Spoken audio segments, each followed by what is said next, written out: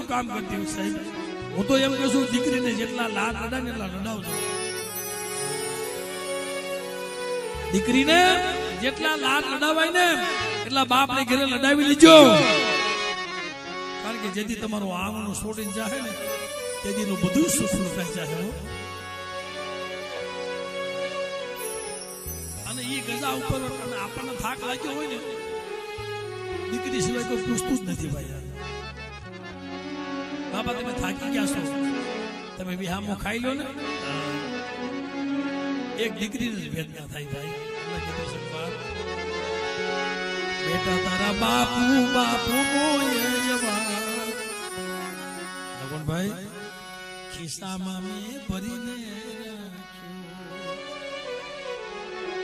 બેટા આવે છે તારી મને યાદ સાનો માનો